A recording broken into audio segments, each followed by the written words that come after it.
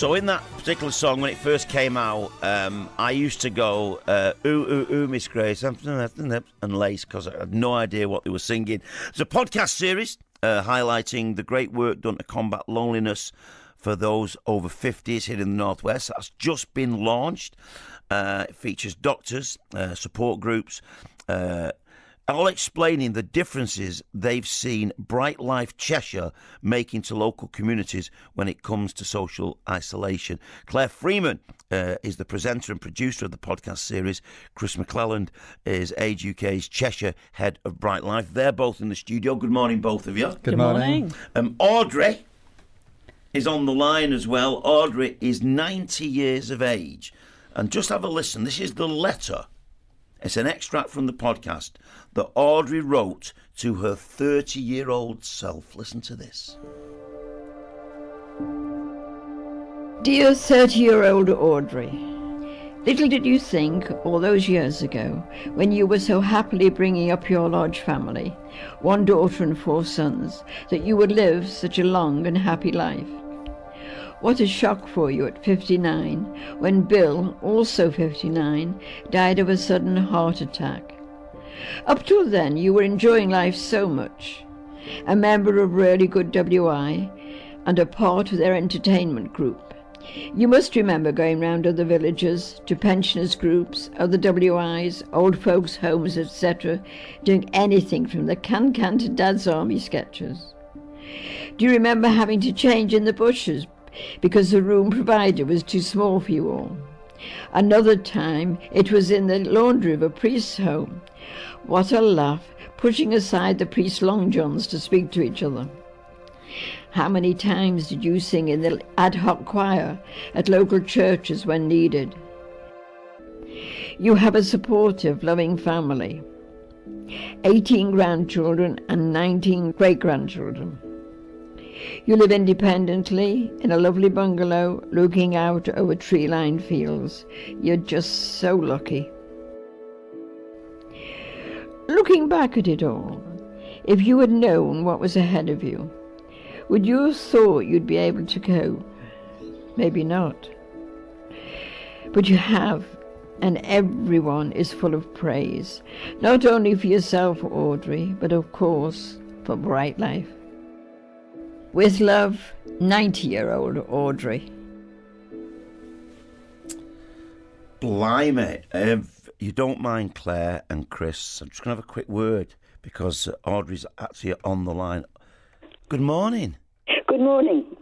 Audrey, what was your 30-year-old self like, do you think? Oh, very busy. I had 5 little ones. By the time you were 30? When I was 30, yes. Oh, yes. Got married at 19. We started early in those days. You'll have seen so much. So you went through the Second World War? Oh, yes, yes. Down in the garden every night in the Anderson shelters. Where I lived, the planes came over us to get into Liverpool. I lived just outside. But we just took it for granted. We were children. That was the way of life.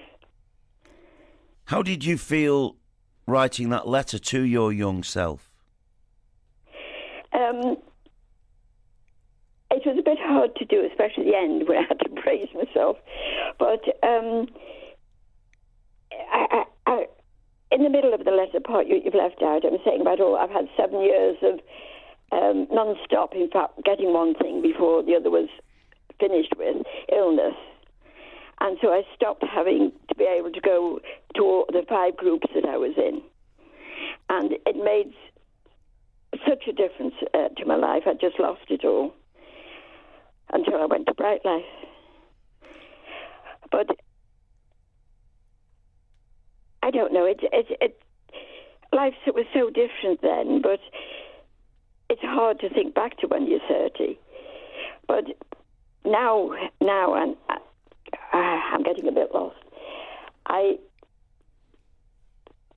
really am just so full of praise for them. They just gave me my life back. That's all I can say. That was Audrey Thomas. Audrey's just been with us on the phone.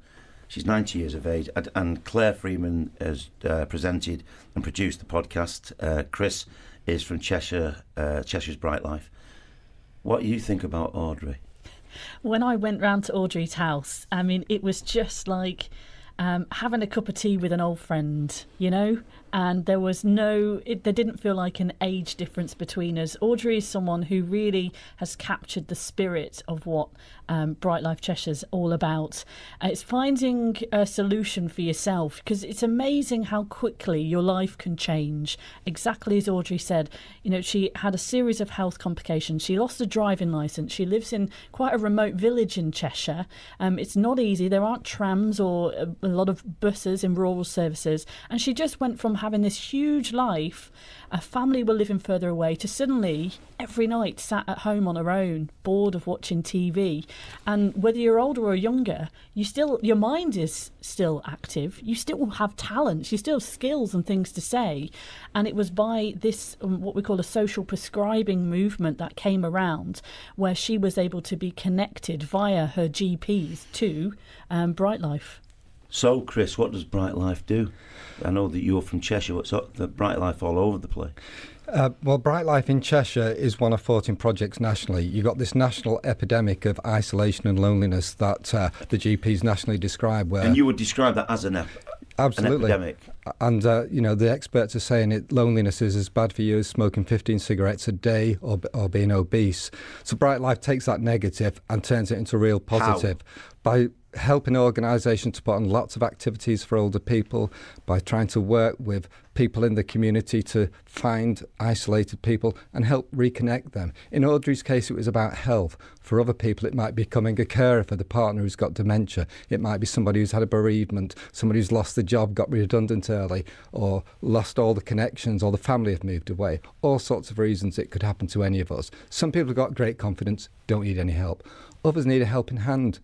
And what we found is, Audrey's one example. We've got lots of examples. She said that you've given her a life back. That's what she said, which is an amazing statement. It is, and it's very moving to hear the testimonies. If you listen to the podcast, there's some brilliant stories there about people who really have struggled, and then just by a little bit of help. And it comes from us as a team, but I think everybody in the community can take a responsibility, looking out for your neighbour, doing little things to make a big difference. And that's what we're about, helping communities, organisations to do something about it. This epidemic, we are talking about older people here, because statistically, that's, we know, when you do end up on your own, the older you get. You're young, Claire. Why did you want to get involved? I think from both of our point of view here, we were discussing as we came in that at times in our lives, our situation has changed where we have felt lonely. And if you actually look at the statistics, more and more young people are not marrying, are living alone. So the idea of loneliness is actually kind of a growing thing. But it's interesting to see that the lessons that these guys have learned. So it's a 5-year project and they're 3 years in. And part of us capturing all these different stories was to say, OK, what's working? And it's making every little corner of the community work. Some of the people we're talking to is, how they suddenly wanted to connect with their neighbours. How many of us know the people who live next door to us on our street anymore? How many of us know what activities are going on at the local church or the local library?